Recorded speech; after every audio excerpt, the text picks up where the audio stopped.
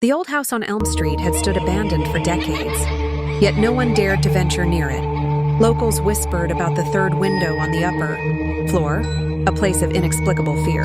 By day, it appeared ordinary, but by night, under the pale glow of the moon, something sinister came alive.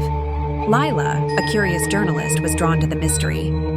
Armed with a camera and flashlight, she arrived one evening, determined to uncover the truth.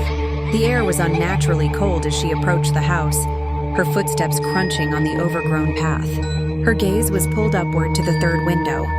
A faint light seemed to flicker behind the cracked glass, and then she saw it, a face, pale and expressionless, staring directly at her. Startled, she stepped back, but when she blinked, the face was gone. Dismissing it as her imagination, Lila raised her camera and snapped a photo. The flash illuminated the house for a brief moment, but in the resulting image, a shadowy figure stood behind the glass. As night deepened, Lila decided to enter. The front door groaned as it opened, revealing a dust-filled interior. The house was silent, save for the creaking of old floorboards beneath her weight. She climbed the stairs, her flashlight beam trembling. The air grew heavier with each step toward the room with the third window. When she reached it, the door was ajar. Pushing it open, she was met with an empty room.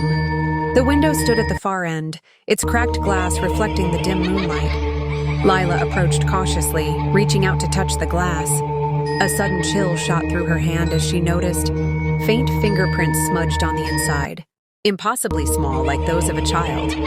Then she heard it, a soft tapping from the other side of the glass. Her breath caught as she leaned closer. The tapping grew louder, more insistent. And then a whisper, "Help me." In the reflection of the glass, she saw a figure standing behind her. Turning abruptly, she found nothing but the empty room. Yet the whisper came again, louder, more desperate. This time, the words were etched onto the glass. "Don't leave me here." Panic set in. Lila fled the house, leaving her equipment behind. The next morning, her camera was found on the porch. On the final photo, the third window was captured. Inside, the pale face of a woman stared back, her eyes empty, her lips twisted into a haunting smile. Beneath her image, scratched into the glass, were the words, "You'll come back."